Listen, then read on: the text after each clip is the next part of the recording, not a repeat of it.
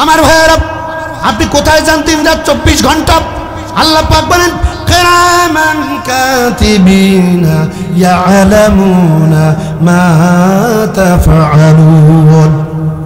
দিল ভাইয়েরা আমার বন্ধুগণ, এই যে ক্যামেরা, আল্লাহ বলে 2 থেকে 2 জন রাইটার শুধু বসায় রেখে আমি ক্ষান্ত হই নাই। তুমি রাতের বেলা কম্বলের নিচে শুয়া শুয়া ইয়ারফোন কানে দিয়ে কার ভিডিও দেখো? কোন নারীর উলঙ্গ নাচ গানের ভিডিও দেখো? তোমার মা জানে না, তোমার বাপ জানে না, কিন্তু তোমার সাথেই 2 জন সাক্ষী আছে না নাই? জোরে কোন আছে না নাই? শুধু এই সাক্ষীটা না, মা ইয়ালফিযু মিন কাউলিন ইল্লা লাদাইহি রাকীবুন আতীদ। আমি আল্লাহ রাব্বুল আলামিন তোমার দেহের ভিতরে রিজার্ভ একটা সিসি ক্যামেরা আমি আল্লাহ পাক সেট করে রেখেছি। ও দুনিয়ার বান্দা বান্দি, 24 ঘন্টার ভিতরে দিনের আলোয় কোথায় যাও, কি করো, কোথায় গিয়ে ষড়যন্ত্র করো, কোথায় গিয়ে 8 জন 10 জন বসে কোন ইসলামী আন্দোলনের নেতা কর্মীরে কোন জায়গায় মারা যায়, কোন মসজিদে পিটা যায়, এই সব প্ল্যান পরিকল্পনা করো। দুনিয়ার কেউ জানুক আর না জানুক, তিনি জানেন। চিৎকার করে বলুন তিনি কে?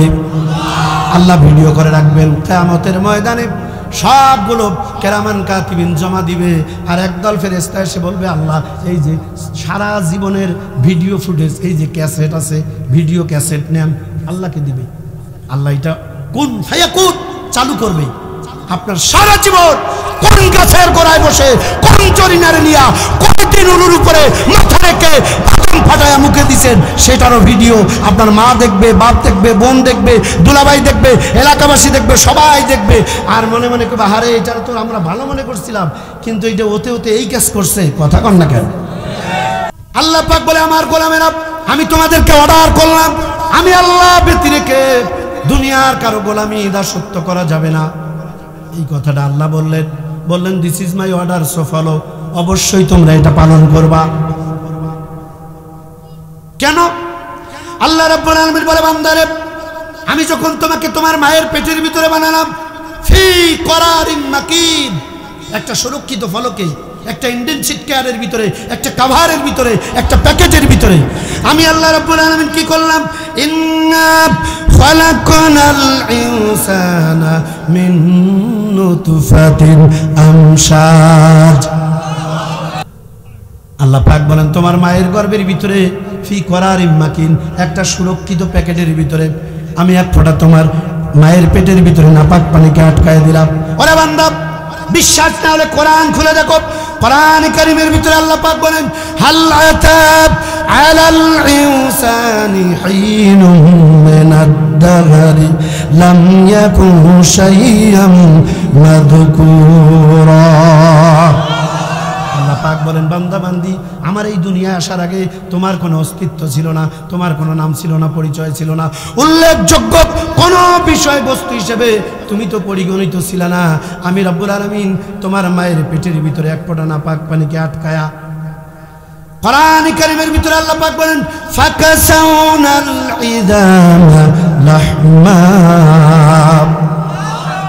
এক ফোঁটা নাপাক পানি তোমার মায়ের পেটের ভিতরে তিল তিল করে রক্ত বানায়া, গোশত দিয়া, চামড়া দিয়া, হাড় হাড্ডি দিয়া, একটা ছাউনি দিয়া তোমার মায়ের পেটের ভিতরে তোমারে বানালাম। কি বানালাম? কোরআন কারীমের ভিতরে আল্লাহ পাক বলেন খালাকাল ইনসান, আমি মানুষ বানালাম। ইচ্ছে করলে তোমারে অন্ধ করে বানাতে পারতাম, কান ছাড়া ঠোঁসা বানাতে পারতাম, আমি ইচ্ছে করলে জবান বন্ধ করে দিয়ে বোবা বানাতে পারতাম, আমি ইচ্ছে করলে তোমার মায়ের গর্ভের ভিতরে যখন ছিলা, আজকে তো খুব মস্তানি দাও, আল্লাহর পাওয়া স্ট্রাকচার পেয়ে আল্লাহর দেওয়া হাত দিয়া মশাল মিছিল গড়ো, লাঠি নিয়ে ইসলাম করান, আলেম ওলামা ইসলামী আন্দোলনের পিছনে দৌড়াও, পিটাও, রক্তাক্ত করো, ইট দিয়া মাথা ফাটাও। জোরে কর না কেন? ঠিক কিনা? আল্লাহর চরিত্র থেকে মানুষ বিদায় করে দাও। মিয়া আল্লাহ বলে ইচ্ছা করলে তোরে বিকলঙ্ক বানায়া দুনিয়া এনে তোর হাতে ভিক্ষার প্লেট দিয়া চৌরাস্তার মোড়ের উপরে ভিক্ষুক বানায়া কিয়ামত পর্যন্ত বসায় রাখতে পারতাম। আপনাদের কথা বলতে হবে, কথা ঠিক কিনা? আল্লাহ বলে শোনো, দুনিয়ার মানুষেরা শোনে না, আমি তোমার এমন আল্লাহ। কোরআন কারীমের অন্য জায়গায় বলেন আল্লাহ পাক বলেন লাকাদ খালাকনাল ইনসানা ফি আহসানি তাকওয়িম। আল্লাহ পাক বলেন কি সুন্দর একটা স্ট্রাকচার দিয়া, একটা দেহ দিয়া, হাতের জায়গায় হাত, নাকের জায়গায় নাক, কানের জায়গায় কান, কি সুন্দর একটা স্ট্রাকচার দিলাম, পা দিলাম, চোখ দিলাম, নাক দিলাম, কান দিলাম। আমার দুনিয়া এসে চাঁদাবাজি করবা, টেন্ডারবাজি করবা, চুরি করবা, ডাকাতি করবা, সন্ত্রাসী করবা, হাইজাকার করবা। 3 বছরের ছেলে বাচ্চার গলায় চোর চুরি করতে গিয়া সব চুরি করা শেষে 3 বছরের ছেলে বাচ্চার গলায় ধারালো অস্ত্র ঠেকায়া ওই বাচ্চাটাকে অস্ত্র গলায় ধরে তার মাকে পালাক্রমে সবাই ধর্ষণ করে। নাউজুবিল্লাহ কবেন না। সেদিন একটা ভিডিও দেখলাম, একজন পাঠায় দিল, হুজুর এটা দেখেন। কি ভিডিও? চান্দা দাবি করলো 10 লাখ, ছোট একটা ব্যবসা করে 5 লাখ দিছে, আর দিতে পারে না। রাতের বেলা অস্ত্র বাহিনী গিয়া মানুষ নামের দুর্পাওয়ালা জানোয়ারেরা গিয়া পুরুষটারে পিটায়া পরনের লুঙ্গিটা পর্যন্ত খুলে ফেলেছে, উলঙ্গ করে হাত পা বেঁধে তার সামনে, স্বামীর সামনে স্ত্রীকে পালাক্রমে যারা ধর্ষণ করতে পারে এরা মানুষ না, এরা উলাইকা কাল আনাম বালহুম আদল। আল্লাহর কোরআনের ভাষায় এরা 4 পাওয়ালা জানোয়ারের থেকেও খারাপ। এদের সাথে মুসলমানের কোনো সম্পর্ক থাকতে পারে না। ভুল করা যাবে না ভাই। এবার যদি ভুল করে, এতদিন পরে একটা সুযোগ যখন পেয়েছেন, এইটা যদি চান্সটা কাজে লাগাতে না পারেন, আই ক্যান চ্যালেঞ্জ আগামী 50 বছরেও আর এরকম সুযোগ আসবে কিনা জানি না। সুতরাং 500-1000 টাকার লাভে আমরা ইমানটা বিক্রি করব না ইনশাআল্লাহ। যারাই কোরআন নিয়ে আসবে আমাদের কাছে, যারাই কোরআনের দিকে ডাকবে, যারাই কোরআন দিয়ে দাওয়াত দিবে, কোরআনের কথা বলবে, আমরা তাদের সাথে আছি, কোরআনের সাথে আছি, কোরআন আওলাদের সাথে আছি। কোন লুচ্চা, চোর, ডাকাত, খুনির সাথে পারে না। কারা রাজি আছো? হাত তুলে আল্লাহকে দেখাও। আল্লাহ পাক বলে, আমার গোলামেরা, তোমার মায়ের পেটের ভিতরে এত সুন্দর করে আমি তোমাকে বানালাম। কেন বানালাম? কোরআনকে প্রশ্ন করো। আল্লাহর কোরআন, এই সাউন্ডটা আগে থেকে থাকলে তো মজা হইতো। আল্লাহর কোরআন যদি জিজ্ঞেস করেন, আল্লাহ পাক এত সুন্দর করে হাত দিয়া, নাক দিয়া, চোখ দিয়া, সুন্দর একটা দেহ দিয়া আমাকে কেন বানালো, আপনি যদি জিজ্ঞেস করেন, হাজার হাজার মা বোনেরা মহিলা প্যান্ডেলে স্যাটেলাইটের মাধ্যমে আমাকে দেখতে পাচ্ছেন, মা গো, কোরআনকে যদি জিজ্ঞেস করেন, ওরে কোরআন, আল্লাহ আমার এত সুন্দর ফর্সা চেহারা দিয়া, উঁচা লম্বা করে নাদুস নুদুস চেহারা দিয়া আল্লাহ কেন বানালো? আল্লাহর কি কোনো উদ্দেশ্য আছে নাকি? এমন প্রশ্ন যদি কেউ করে আল্লাহর কোরআনকে, এই প্রশ্নের জবাব কোরআন দিতে পারবে? পারবে না? পারবে তো পারবেই, কারণ কোরআন তো সেই কিতাব, তিবয়ানান লিকুল্লি শাই, এমন কোন বিষয় নাই আল্লাহ পাক বলেন আমি কোরআনের ভিতরে দেই নাই। চিল্লায় এখন আল্লাহু আকবার।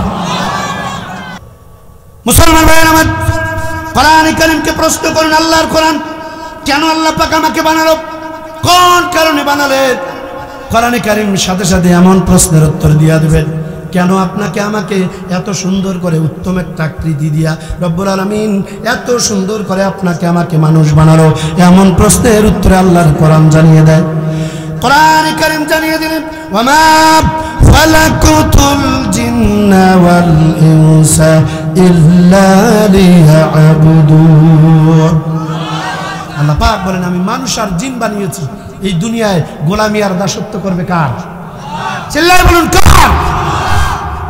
এতক্ষণ যা বললাম সবগুলা কোরআন বিল কোরআন তাফসীর, একটা শব্দের কথা বললাম। কোন শব্দ? কোরআনে কারীমের 17 নম্বর সূরা 23 নম্বর আয়াত, সূরা বনী ইসরাইলের 23 নম্বর আয়াতের প্রথম যে কথাটা আল্লাহ পাক কোরআনে কারীমের ভিতরে বলেন, ওয়াকাদা রাব্বুকা আল্লা তা'বুদু। এইটুকুন শব্দের, এইটুকুন সেন্টেন্সের, এতটুকুন বাক্যের এতক্ষণ যা বললাম আল্লাহ বলছে আমি তোমাদেরকে অর্ডার করতেছি, আমি আল্লাহ ব্যতিরেকে আর কারো কাছে মাথা নত করা যাবে না, গোলামি করা যাবে না। চিৎকার করে কথা বলেন ঠিক কিনা? কেন যাবে না? তা তো এতক্ষণ বললাম, কেন যাবে না? আল্লাহ বুঝালেন যে বান্দারে তোমারে বানিয়েছি, ওমা খালাকতুল জিন্না ওয়াল ইনসা ইল্লা লিয়াবুদুন, মানুষ আর জিন বানিয়েছি এই দুনিয়ায় কেবলমাত্র গোলামি করা লাগবে কার? আল্লাহ পাক। এতক্ষণ আমরা এটা শুনলাম, সম্মানিত ভাইরা, পরের শব্দটা অতি চমকপ্রদ, মারাত্মক কথা। আল্লাহ বলছে আমি আল্লাহ। এই কোরআনের সম্মানে যতদূর পর্যন্ত প্যান্ডেল সাজানো আছে, এটি এখন পুরা প্যান্ডেলটা আল্লাহর জান্নাতের বাগান।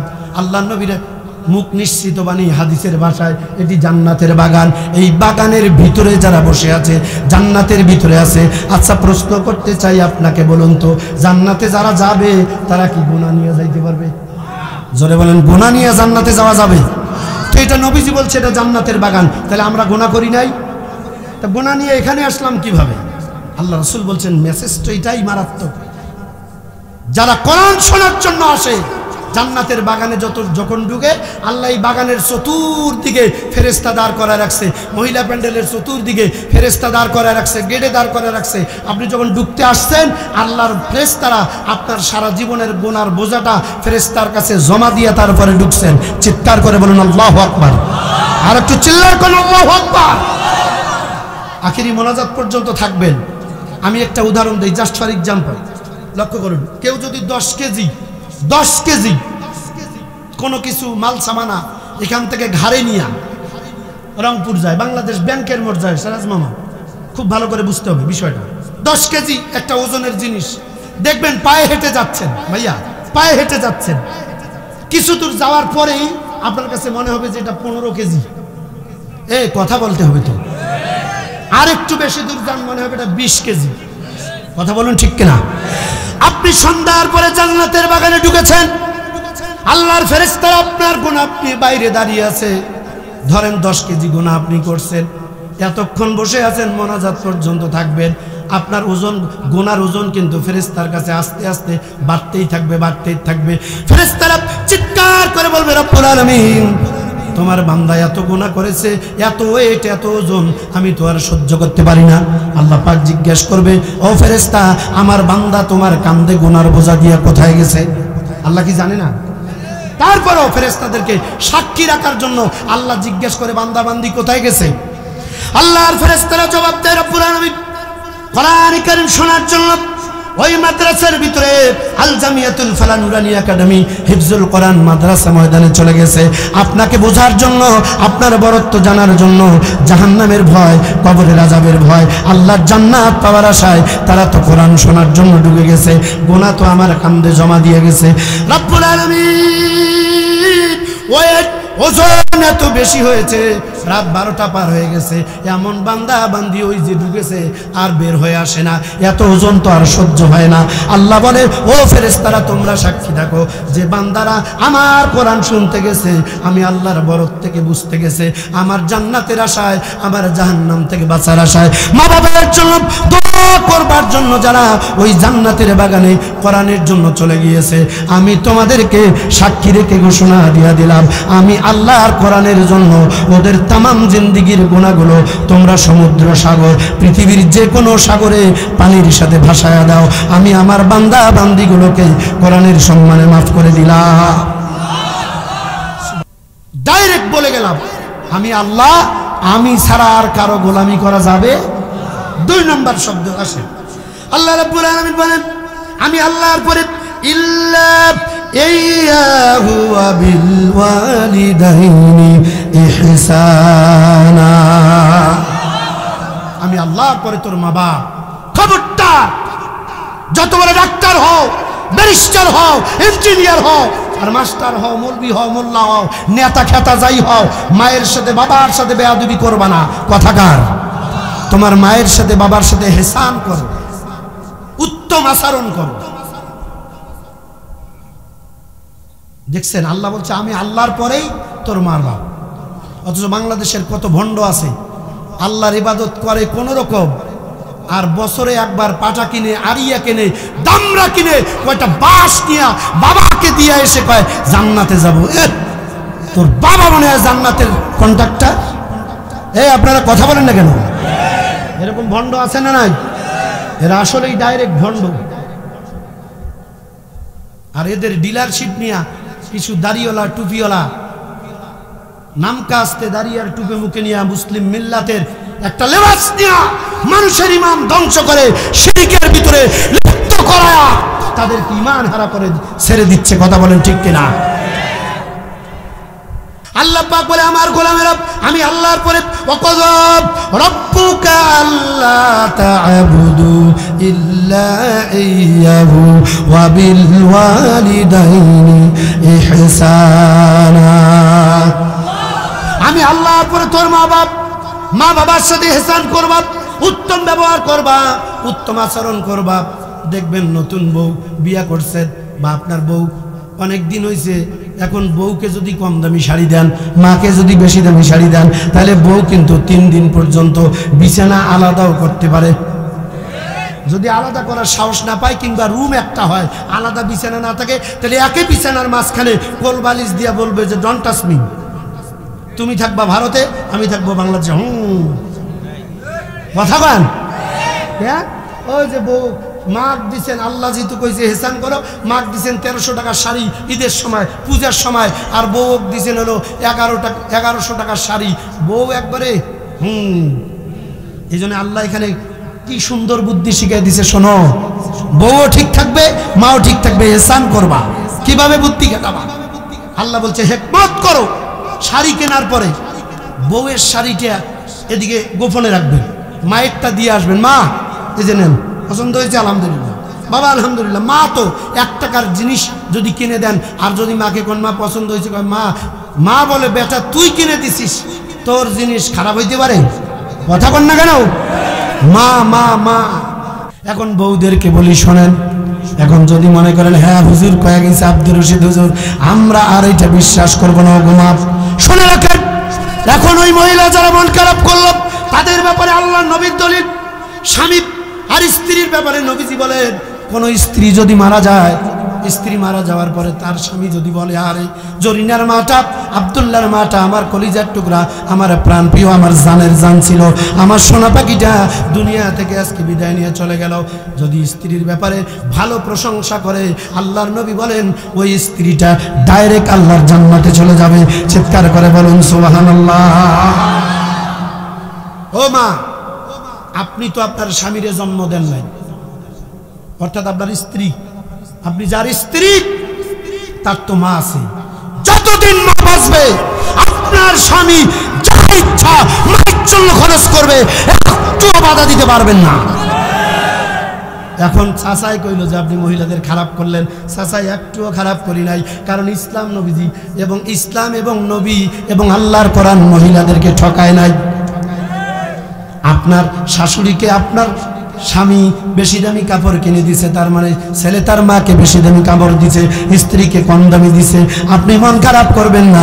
চলেন না আপনার বাড়িতে একটু যাই, আপনার ভাই ভাবি একই কায়দায়, আপনার ভাইও আপনার ভাবিকে কম দামি দিছে, আপনার মাকে 4200 টাকার শাড়ি দিছে, তো আপনি ঠকলেন কই? কথা বল, কথা বলেন ঠিক কিনা? আমি বলছি না স্মার্ট কিছু শুনবো আমরা, যেগুলো মানুষ বলে কম। ভাই আমার, আল্লাহ পাক বলছে মা বাবার সাথে ইহসান করো। কোন মা? মা কত বড় সম্পদ বলবো একটু, বিজ্ঞানের তথ্য একটা দিব। আমরা সবাই মায়ের পেটে ছিলাম, ফি করারিম মাকিন, মায়ের গর্ভের ভিতরে ছিলাম, একটা নির্দিষ্ট জায়গার ভিতরে ছিলাম, যেটারে বলা হয় বাচ্চার থলি। আজকের মেডিকেল সায়েন্স বলেছেন মা জননীর পেটের ভিতরে যেখানে আল্লাহ পাক বাচ্চাকে রেখে দেয়, মায়ের পেটের ভিতরে যেখানে বাচ্চা থাকে, ওই বাচ্চার থলিটা, ওই জায়গাটা হলো 10 ইঞ্চি লম্বা। কয় ইঞ্চি? প্লিজ অনুরোধ করছি একটু জবাব দেন, মন খুলে কথাগুলো শুনুন। কয় ইঞ্চি লম্বা?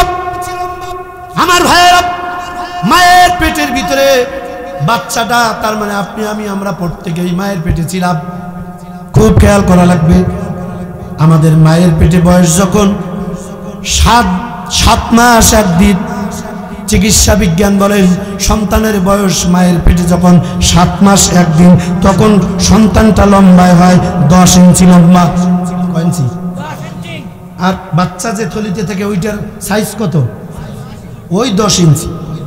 বাচ্চা যখন, খুব ভালো করে বুঝতে হবে, 7 মাস 1 দিন বয়স হয় মায়ের পেটে, ওই বাচ্চাটা তখন 10 ইঞ্চি লম্বা হয়। ভাইয়ের আমার, এই 10 ইঞ্চি বাচ্চাটা মায়ের পেটের ভিতরে কিছুদিন যাওয়ার পরে যখন আরো 1 ইঞ্চি লম্বা হয়, কয় ইঞ্চি হলো তাহলে? 11 ইঞ্চি।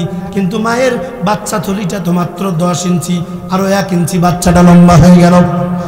আমার ভাইয়ের, আমার মা বোনেরা, আল্লাহ রাব্বুল আলামিন তার কুদরত দিয়া, কুদরতি ক্যামেরা দিয়া বাচ্চাটারে ঘুরাই নিয়া বাচ্চার পাটা মায়ের কলিজার কাছে সেট করে দিয়া বাচ্চা পা দিয়া আঘাত করে মায়ের কলিজাটারে 1 ইঞ্চি উপরে তুলে দেন।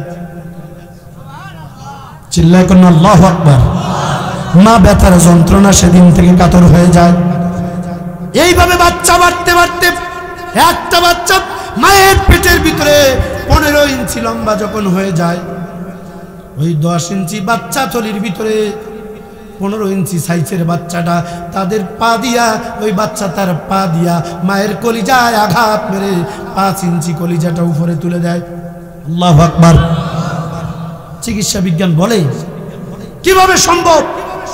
এই মা বেঁচে থাকে, ভুক্তভোগী মা। আপনারা আমার কথাগুলো খুব ভালো বুঝবেন, একটু পরে চোখের পানি আটকাতে পারবেন না, কান লাগান। কোন মায়ের সাথে বেয়াদবি করেন? মা জীবিত আছে যার, আল্লাহর জান্নাতের দরজা তো তার জন্য এখনো খোলা। কথা বলেন, কথা বলেন, ঠিক কিনা? অনুরোধ করছি আজকের এই ওয়াজটুকু শুনে যান। মুসলমান ভাইয়েরা, আমার মা বোনেরা, 15 ইঞ্চি লম্বা বাচ্চারা 10 ইঞ্চি বাচ্চা থলির ভিতরে। আমিও ছিলাম, আপনিও ছিলেন, সব মানুষেরা ছিল। যেহেতু মায়ের পেট থেকে কোনো না কোনো মায়ের পেট থেকে আমরা এই পৃথিবীতে এসেছি, কথা বলেন ঠিক কিনা? বাচ্চার পায়ের আঘাতে মায়ের কলিজাটা 5 ইঞ্চি উপরে উঠে যায়। মার কি পরিমাণ কষ্ট হয়? ডাক্তারকে যদি জিজ্ঞেস করেন, ডাক্তার মায়ের কেমন কষ্ট হয় একটু বলুন। কেমিক্যাল রিপোর্ট করেছেন আমেরিকা, লন্ডনের 9 জন মেডিকেল সায়েন্স। কয়জন? কোন দেশের? লন্ডনের। লন্ডনের 9 জন মেডিকেল সায়েন্স, তার মানে চিকিৎসা বিজ্ঞানী, একটা না 3 বছর পর্যন্ত তারা মায়ের কলিজা আর বাবার কলিজা নিয়ে পরীক্ষা নিরীক্ষা করা শুরু করলো। একটানা 3 বছর পরীক্ষা করলো। 3 বছর পরীক্ষা করার পরে তারা চূড়ান্ত রিপোর্ট বের করলো।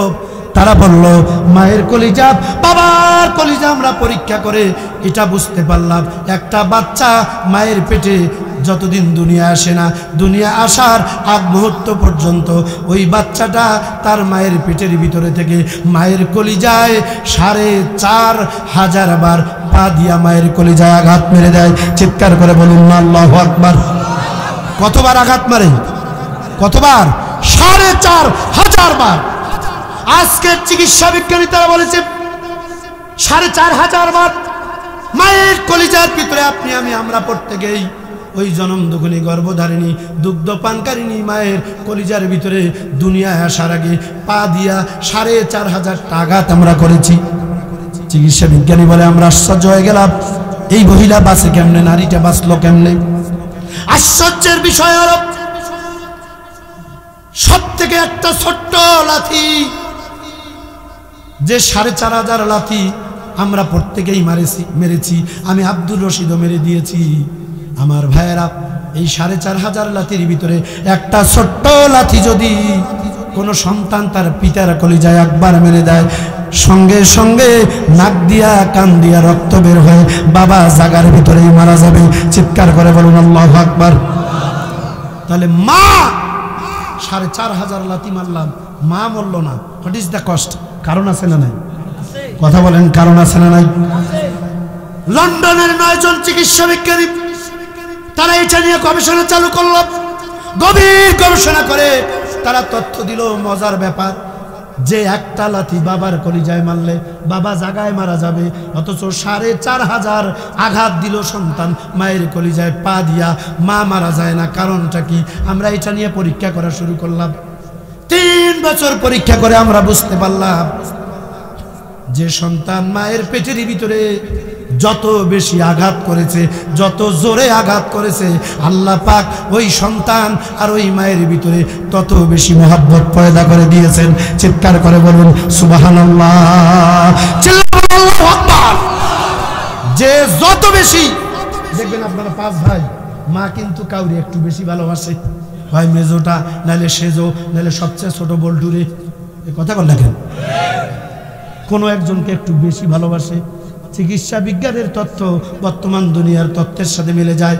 মা জননীর কলিজায় যত বেশি আঘাত করেছে আল্লাহ রাব্বুল আলামিন, মা ওই ভুক্তভোগী মা সন্তানের আঘাত, কলিজায় পা দিয়ে আঘাত করার কারণে যে ব্যথা যন্ত্রণা মা জননী কষ্ট পেয়েছে, আল্লাহ রাব্বুল আলামিন এই কষ্টের বিনিময়ে ওই সন্তানের প্রতি আল্লাহ তার মায়ের মহব্বতটা একটু বেশি করে দিয়ে দেন। চিৎকার করে বলুন সুবহানাল্লাহ। বলবেন যে হুজুর আমরা যদি চিন্তা করি যে কিভাবে 4500 লাঠি মাকে দিলাম কলিজায়, এই মা বাঁচলো কিভাবে? এর বাস্তব একটা উদাহরণ যদি আমি আপনাদেরকে দেই। দেখুন তো, আমাদের এলাকায় যখন বিয়াবাদী হয়, চাচা গল্প না, গুরুত্বপূর্ণ কথা চাচা, বিয়াবাদী যখন হয় খেয়াল করে জবাব দিবেন। বিয়ার দিন যে বাড়িটাতে বিয়া, 17 কিংবা 18 বছরের একটা মেয়ের মনে করেন বিয়া, ওই বিয়ার দিন পাড়া মহল্লার এলাকার যুবকরা, মেয়েরা সবাই আনন্দ করে, চাচা মামা খালু খালাতো ভাই বোন সবাই ফুর্তি করে। কিন্তু যে মেয়েটার বিয়া, ওই মেয়ের মা সারাদিন কিছু খায় না, কাঁদতে কাঁদতে মা জননী চোখের পানি জড়াতে জড়াতে চোখগুলো লাল হয়ে যায়। সব ভাবিরা মিলেও মা জননীরে সারাদিন মিলে একবার খাবারের প্লেটে বসানো যায় না। সি সি সি, কথা বলেন না কেন? উঠাউটি করা যাবে না। খাবার প্লেটের কাছে মায়ের নিয়ে যাওয়া যায় না। মা শুধু কাঁদে। মায়ের একটাই চিন্তা, 10 মাস 10 দিন গর্ভধারণ করলাম, প্রসব বেদনা সহ্য করলাম, 17-18টা বছর খেয়ে না খেয়ে কলিজার টুকরাটারে বড় করে আজকে কেমনে আরেকজনের হাতে তুলে দেই। মা জননীর কলিজায় যেন কিটকিট করে ব্যথা করে। মা এই জন্য সারাদিন পাগলের মতো কাঁদে। আর বাবা অনুষ্ঠান মেনটেন করে, আত্মীয় স্বজনের খোঁজখবর রাখে। সব শেষে বিয়েটা যখন হয়ে যায়, এক এক এলাকার এক এক সংস্কৃতি। আমার এলাকার সংস্কৃতি হচ্ছে যে বিয়া শেষে আমরা সম্প্রদান বলি, সবিনা সেম টু সেম, পাশাপাশি। দেখবেন স্বাভাবিকভাবে সবাই এসে মেয়েটাকে মায়ের হাতে দিয়ে কয় জামাইয়ের হাতে তুলে দাও। কথা বলেন? মা জননী উপরের দিকে তাকায়, ডানে দেখে বামে দেখে, কি করবে হুঁশ থাকে না। কোন রকম একটু মেয়েটার কাছে আসে। মা জননী নিজের মেয়েটার মুখের দিকে একবার তাকায়া কলিজাটা যেন ছিঁড়ে যায়, দরদর করে চোখ দিয়ে মায়ের পানিগুলো পড়তেছে। মা জননী কোন রকম মেয়েটার হাত ধরে জামাইয়ের হাতে দিয়ে দিয়ে অনেক সময় ভালো করে বলতে পারে না, বাবা জান মেয়েটারে দেখে রাখিও। এই কথা বলার আগে আমি নিজেই দেখেছি কত মা, কত ভুক্তভোগী মা মেয়েটারে জামাইয়ের হাতে দিয়েই দাঁত লেগে সেন্সলেস হয়ে আপসেট হয়ে জমিনের ভিতরে পড়ে যায়। আওয়াজ করে কথা বলেন ঠিক কিনা? বাড়ির মহিলারা কোলে করে ঘরে নিয়ে যায়, মাথায় পানি থেকে দাঁত খোলার চেষ্টা করে। চাচারা মামারা চতুর্দিকে খুঁজতে থাকে, মেয়ের বাবা কই? মেয়ের বাবা যেন লুকোচুরি খেলতেছে। এই ঘরে লুকায়, ওই ঘরে লুকায়, সবাই খোঁজে বাবা কই, বাবা কই। আমার ভাইয়েরা, মামারা, চাচারা, খালুরা মেয়ের বাবাকে ধরে নিয়ে আসে, মেয়েটারে বিদায় দাও। 17-18 বছরের মেয়ে। একটু লক্ষ্য করবেন, ম্যাক্সিমাম এই মেয়েগুলো যখন একটু এরকম বয়সে যায়, আপনারা ভালো বুঝবেন, 17-18 বছরের মেয়ে বাবার একটু লজ্জা করে, স্বাভাবিকভাবে বাবার সামনে একটু কমে যায়। কিন্তু বিয়ার দিন বধূ সেজে আছে, বাপকে সবাই মিলে ধরে আনলো, বলতেছে বিদায়টা দিয়ে দাও। বাপ মেয়েটার হাত ধরে, মেয়েটা যে বাবার সামনে আসতে লজ্জা পায়, সেই মেয়ে 17-18 বছরের মেয়ে বাবার বুকে মাথাটা রেখে একবার যখন বলে আব্বা,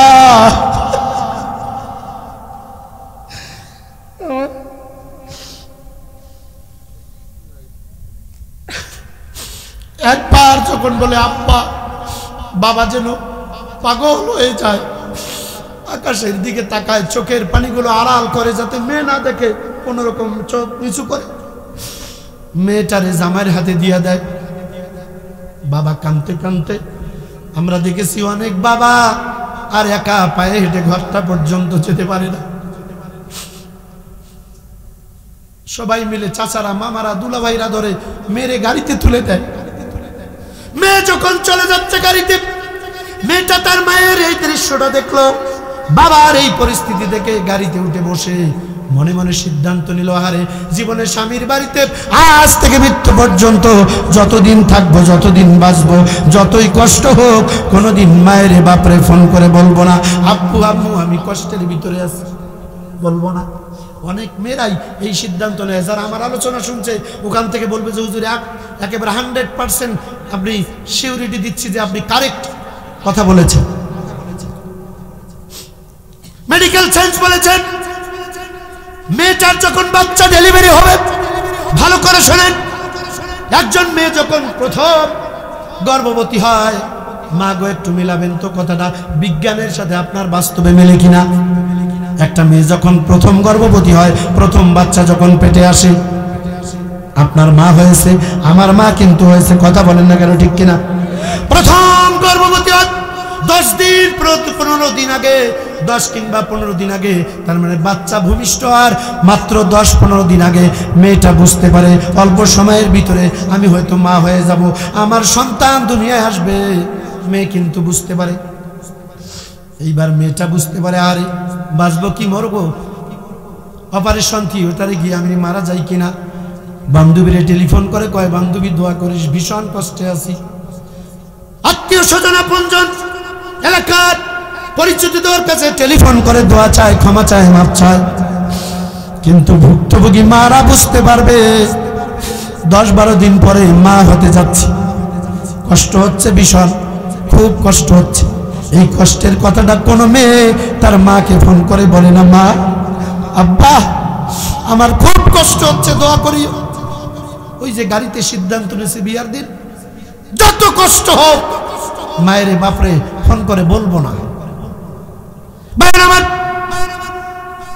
মায়ের পেট থেকে আসার আগে কতবার লাথি দিয়েছি না? 4500 বার, 4500 বার আমরা যে লাথিটা দিলাম, এই লাথির ভিতরে ঐতিহাসিক লাথি মেরেছি, সব থেকে বড় বড় 3টা লাথি মেরেছি।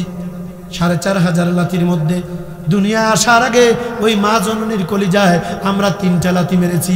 1 নম্বর লাথিটা যখন মেরেছি, মায়ের ডিম্বাণুর 7টা পর্দা ফেটে গিয়েছে। দ্বিতীয় নম্বর লাথিটা যখন মেরেছি, মা জননী মায়ের জরায়ুর 7টা পর্দা ফেটে গিয়েছে। মায়ের শরীর থেকে ফিনকি মেরে রক্তগুলো বেরিয়ে যায়। চিকিৎসা বিজ্ঞানী বলেছেন, একজন মা সন্তান প্রসব করতে গিয়া যে রক্ত জ্বরের পরিমাণ 1.5 কেজি থেকে 2 কেজি। আমার ভাইয়েরা ও আমার বন্ধুগণ, দেখবেন ছোটবেলায় যদি বা এখনো যদি আপনার আমার শরীর থেকে কোনো জায়গা কেটে যায়, কিছু রক্ত যদি ঝরে যায়, আর এই দৃশ্য যদি মা দেখে পাগলের মতো কাঁদতে থাকে, ছুটাছুটি করে, অনেক মা তো দাঁত লেগে পড়ে যায়, কথা বলেন তো ঠিক কিনা? আপনার 100 গ্রাম রক্ত দেখে মা দাঁত লেগে পড়ে যায়। 2.5 কেজি থেকে 2 কেজি রক্ত মায়ের জরায়ুতে আঘাত করে দুনিয়া আসলাম। মায়ের শরীর থেকে 2.5 কেজি রক্ত জড়ালাম। সেই মায়ের রক্তের ঋণ শুধবেন কি দিয়া? পারবো? জোরে কোন পারবো? সেই মায়ের যদি কষ্ট দেন, জান্নাতের সুঘ্রাণও পাবেন না। ভাইয়ের আমার, লম্বা করবো না, সবার শেষে 3 নম্বর আঘাতটা যখন করেছি, মায়ের কলিজায় গিয়ে আঘাতটা লেগে গেছে। সাথে সাথে কলিজার ভিতরে একটা জায়গা ছিঁড়ে গিয়েছে, ফেরে গিয়েছে। মা সঙ্গে সঙ্গে দাঁত লেগে গিয়েছে, অজ্ঞান হয়েছে, আপসেট হয়ে পড়ে গেছে। কিছুক্ষণের ভিতরে সন্তান দুনিয়ায় চলে আসলো। তার মানে আপনি আমি চলে আসলাম। দুনিয়া আসার পরে চিকিৎসা বিজ্ঞানী বলেছে 15 সেকেন্ড থেকে 2 মিনিট, কত